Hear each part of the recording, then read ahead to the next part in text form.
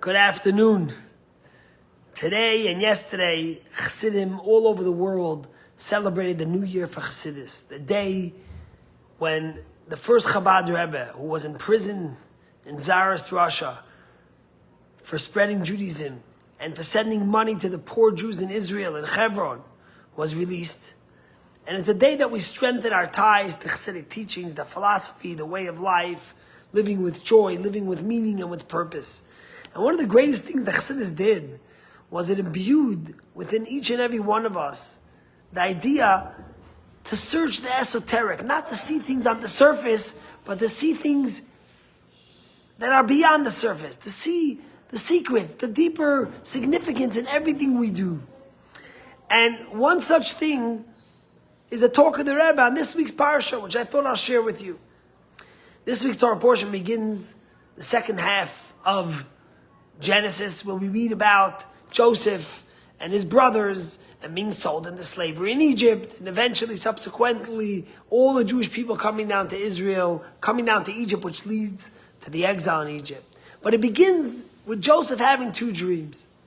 In the first dream, Joseph sees 11 stalks of wheat bowing down to the big bundle in the middle, which represented him as the one that all his brothers would bow down to. In the second dream, Joseph has a dream where the moon and the 11 stars are bowing down to the sun, which again represented the brothers worshiping and serving him. Now, in the next portion, in Miketz, we again read about dreams. This time it's the dreams of Pharaoh. And Pharaoh also has two dreams. He dreams about the skinny cow swallowing the fat cows, and he dreams about the skinny stalks swallowing the fat stalks. And of course, the Torah explains to us, why did he have two dreams? It represented the years of hunger and the years of plentiful, and the reason why it was a double dream, a redundant dream, was because God was going to make it happen very quickly. And the Rebbe, in one of his talks, asked something very beautiful. The Rebbe says, I don't understand.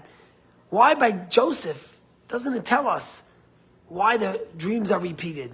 But by Pharaoh, it tells us why the dreams are repeated. Yet it seems like the dreams are repeated by Joseph too.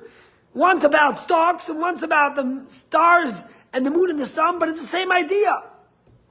And the Rebbe says like this, he says, you see, Pharaoh, what does Pharaoh dream about? He dreams about stalks. He dreams about cows. He dreams about materialism, about mundane, materialistic things, food, enjoyment, physical, material things. Joseph begins his dreams with the stalks. He begins his dreams with the materialistic. But yet, his aspirations grow, and he dreams about the sun, the moon, the stars, things that are loftier, that are more spiritual. The Rebbe said that's the story of the Jewish people. That everything we do in life, when we engage the material, we elevate it to the spiritual. We don't just dream of physical, mundane things that are going to make us feel better and give us joy and material pleasures. But we take those things and we transform them into something more spiritual, something more lofty, something more meaningful with purpose, with esoteric meaning to it. And that's the story and the difference between Pharaoh and Joseph. And the Rebbe finishes and concludes that we have to learn from Joseph how a Jew leads his life. That no matter, of course, we eat and we drink and we sleep and we go on vacations and we celebrate life, but ultimately, it all has to be with a purpose.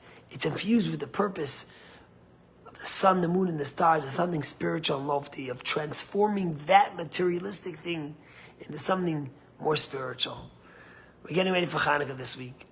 And it's by no coincidence that the Rosh Hashanah of Hasidism is the same time as Hanukkah, because both of them have that same idea of increasing light in the world, spiritual light, of bringing hope and celebration to all people and things. May Hashem give us to always learn from Joseph about how to dream, and that our dreams should turn materialistic things into spiritual and more meaningful things. Have a great